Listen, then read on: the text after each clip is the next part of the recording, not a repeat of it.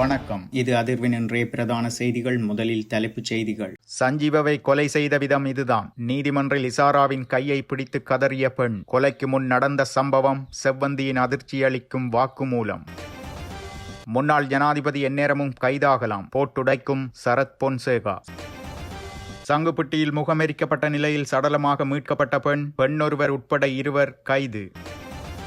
இசாரா கைதினால் பதறும் நாடாளுமன்ற உறுப்பினர் இவர்தான். ஆளும் தரப்பு அமைச்சர் வெளியிட்ட தகவல். அரச பொறியியல் கூட்டுத்தாபன முன்னாள் பணிப்பாளர் கைது. இலங்கையின் சர்ச்சை நாயகி பியூமியின் அழகு சாதன பொருள் தொடர்பில் சிஐடி தீவிர விசாரணை. காரணம் என்ன? தண்ணீர் போத்தல்களை கூடுதல் விலைக்கு விற்ற வியாபாரிகளுக்கு 25 மில்லியன் அபராதம்.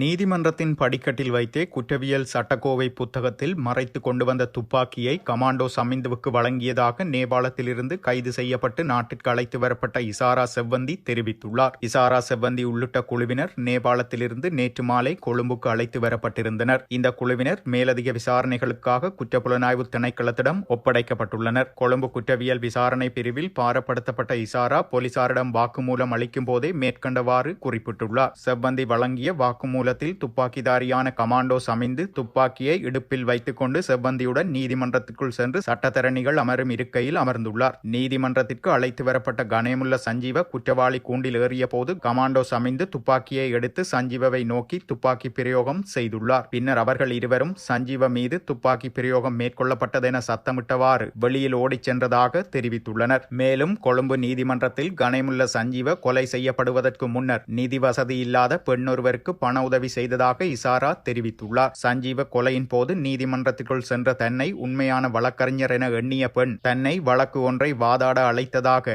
இசாரா தெரிவித்துள்ளார். கணேமுல்ல சஞ்சீவவை சுடுவதற்காக கமாண்டோ சலிந்துவுடன் நீதிமன்றத்திற்கு வந்தபோது வழக்கறிஞர்களுக்காக ஒதுக்கப்பட்ட ஓய்வு அறையில் இருந்தேன். அங்கு வந்த மிகவும் உதவியற்ற தோற்றமுடைய ஒரு பெண் என்னிடம் பேசினார். நான் ஒரு வழக்கறிஞர் என அவர் நினைத்திருந்தார். அந்த பெண்ணின் கணவர் அவரை மோசமாக தாக்குவதாகவும் வழக்கு புதுக்கடை நீதிமன்றத்தில் உள்ளதாகவும் குறிப்பிட்டார். தன்னிடம் 1000 ரூபாய் மட்டுமே உள்ளது. அந்த தொகையை மாத்திரம் வைத்துக் கொண்டு வாதாட முடியுமா எனவும் குறித்த பெண் தன்னிடம் கேட்டதாக செவ்வந்தி தெரிவித்துள்ளார். அந்த நேரத்தில் அந்த பெண்ணுக்காக நான் மிகவும் வருத்தப்பட்டேன். நான் வேறொரு வழக்கிற்காக வாதாட உள்ளதாகவும் கூறியிருந்தேன். அதனால் நான் இந்த பெண்ணின் வழக்கை அங்கிருந்து மற்றொரு பெண்மணியிடம் கொடுக்க சொல்லிவிட்டு என் பார்வையில் இருந்த மற்றொரு பெண் வழக்கறிஞரிடம் அழைத்து சென்றிருந்தேன். அதன் பின் அப்பெண் வழக்கறிஞரிடம் சென்று தனது கதையை கூறியுள்ளார். வழக்கில் முன்னிலையாக 2000 ரூபாய் கேட்டுள்ளார் எனவும் அப்பெண் மிகவும் உதவியற்றவராக இருந்துள்ளார். நான் அவரை அறையிலிருந்து வெளியில் அழைத்து சென்ற போது என்னிடமிருந்த 5000 ரூபாயை கொடுத்து அந்த சட்டத்தரணியை வழக்கில் வாதாட அழைக்குமாறு கோரினேன். அந்த பெண் என் கைகளை பிடித்து வணங்கி பணத்தை பெற்றுக் கொண்டார் என இசாரா செவ்வந்தி தனது விசாரணைகளின் போது தெரிவித்துள்ளார். ஈஸ்டர் தாக்குதல் சதிகள் தொடர்பில் முன்னாள் ஜனாதிபதி கோட்டபாய எந்நேரமும் கைதாகலாம் என சரத் பொன்சேகா தெரிவித்துள்ளார். இந்த நிலையில் இறுதி யுத்த கால பகுதியில் தெற்கில் இடம்பெற்ற கடத்தல்களுக்கும் முன்னாள் ஜனாதிபதி கோட்டபாய ராஜபக்சவுக்கும் தொடர்புகள் உள்ளதாக சரத் பொன்சேகா தெரிவித்துள்ளார். உள்நாட்டு யுத்தத்தின் போது அப்போதைய பாதுகாப்பு செயலாளராக செயற்பட்ட கோட்டபாய ராஜபக்சவின் கீழ் இயங்கிய உத்தியோகபூர்வமற்ற ஒரு குழுவே தெற்கில் இடம்பெற்ற பிரகீத் எக்னலிகொட மற்றும் லசந்த விக்ரமதுங்க ஆகியோரின் கடத்தல்களை மேற்கொண்டதாகவும் சரத் பொன்சேகா தெரிவித்துள்ளார். சுரேஷ் சாலே, கபிலகெந்த விதாரண உள்ளிட்ட ஓய்வு பெற்ற புலனாய்வு அதிகாரிகள் உத்தியோகபூர்வமற்ற குழுவில் உள்ளடங்குவதாகவும் சரத் பொன்சேகா மேலும் தெரிவித்துள்ளார். யுத்தத்தின் போது வடக்கு மற்றும் கிழக்கு பகுதிகளின் பாதுகாப்பு தனது முழு கட்டுப்பாட்டின் கீழ் இருந்ததாகவும் தெற்கின் பாதுகாப்பானது கோட்டபாயவின் கட்டுப்பாட்டில் இருந்ததெனவும் எனினும் எங்களுடைய அமைப்பில் அப்போது சேவையில் ஈடுபட்டிருந்த புலனாய்வு அதிகாரிகள் எவரும் கடத்தல்களில் ஈடுபடவில்லை எனவும் தெற்கின் புலனாய்வு நடவடிக்கைகள் தனியாக கோட்டபாய ராஜபக்சவின் தலைமையில் இடம்பெற்றதாகவும் அவர் கூறியுள்ளார். கோட்டபாயவுக்கு தனிப்பட்ட ரீதியில் செயற்பட்ட ஓய்வு பெற்ற புலனாய்வு அதிகாரிகளே இந்த கடத்தல்களுக்கு உடந்தையாக இருந்ததாகவும் சரத் பொன்சேகா மேலும் தெரிவித்துள்ளார்.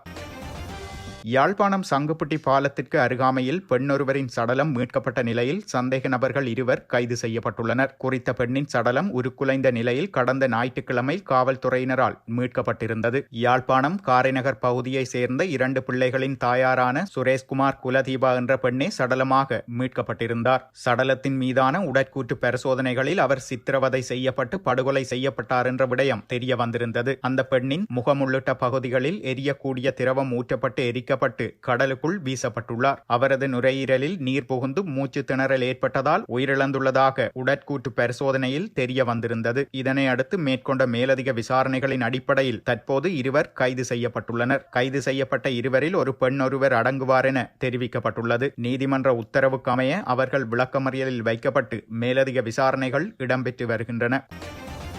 குற்றச்செயலுடன் தொடர்புடைய இசாரா செவ்வந்தி கைது செய்யப்பட்ட நிலையில் நாமல் தொடர்பான எந்த தகவலையும் இசாரா இன்னும் வெளியிடவில்லை. அது குறித்து நாமல் அச்சப்பட தேவையில்லை என பிரதி அமைச்சர் இரங்க குணசேகர தெரிவித்துள்ளார். கைது செய்யப்பட்டுள்ள இசாரா தொடர்பான விசாரணைகளை அரசாங்கம் முன்னெடுக்கும், குற்றவாளிகள் தண்டிக்கப்படுவார் என பிரதி அமைச்சர் சுட்டிக்காட்டியுள்ளார். இவ்வாறான நிலையில் இசாராவை கைது செய்வதில் காலதாமதம் ஏற்பட்டதாக ஸ்ரீலங்கா பொதுஜன பெரமுனவின் தேசிய அமைப்பாளர் நாடாளுமன்ற உறுப்பினர் நாமல் ராஜபக்ச அரசாங்கத்தை கடந்த நாட்களில் விமர்சித்திருந்தார். செவ்வந்தியை கைது செய்ய அரசாங்கத்திற்கு ஒரு வருடம் சென்றுள்ள நிலையில் மக்களின் குறைகளை தீர்க்க அரசாங்கம் எவ்வளவு காலம் எடுக்கும் என நாமல் ராஜபக்ச கடந்த நாட்களில் கூறியிருந்தமை குறிப்பிடத்தக்கது.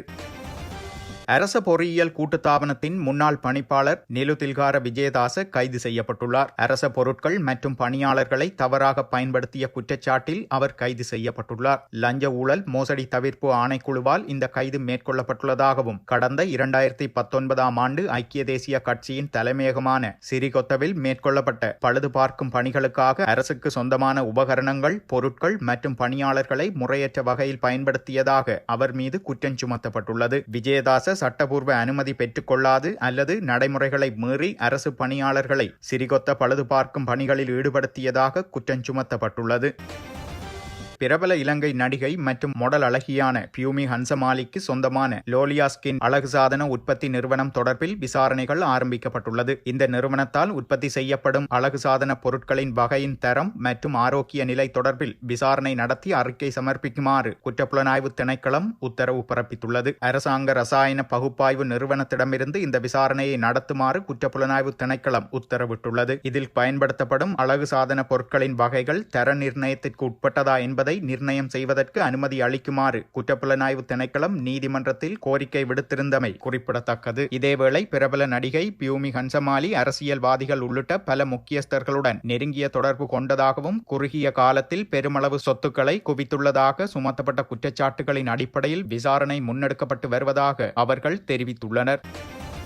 போத்தலில் அடைக்கப்பட்ட குடிநீரை கட்டுப்பாட்டு விலையை விட கூடுதல் விலையில் விற்ற வியாபாரிகளுக்கு 25 மில்லியன் ரூபாய் அபராதம் விதிக்கப்பட்டுள்ளது. கூடுதல் விலைக்கு விற்பனை செய்த வியாபாரிகள் மீது இவ்வாறு 25 மில்லியன் ரூபாய் அபராதம் விதிக்கப்பட்டதாக நுகர்வோர் விவகார அதிகார சபை தெரிவித்துள்ளது. கடந்த ஏப்ரல் 1 முதல் செப்டம்பர் 30 வரையிலான 6 மாத காலப்பகுதியில் மேற்கொள்ளப்பட்ட சோதனைகளின் மூலம் இவ்வாறு அபராதம் விதிக்கப்பட்டதாக கூறப்படுகிறது. மேலும் எதிர்காலத்திலும் இத்தகைய சட்டவிரோத விற்பனைகளை தடுக்கும் நோக்கில் தொடர்ச்சியான சோதனைகள் மேற்கொள்ளப்படும் என நுகர்வோர் விவகார அதிகார சபை தெரிவித்துள்ளது. இத்துடன் செய்திகள் நிறைவடைகின்றன. மறக்காமல் அதிர்வு சேனலை லைக் மற்றும் சப்ஸ்கிரைப் செய்து கொள்ளுங்கள்.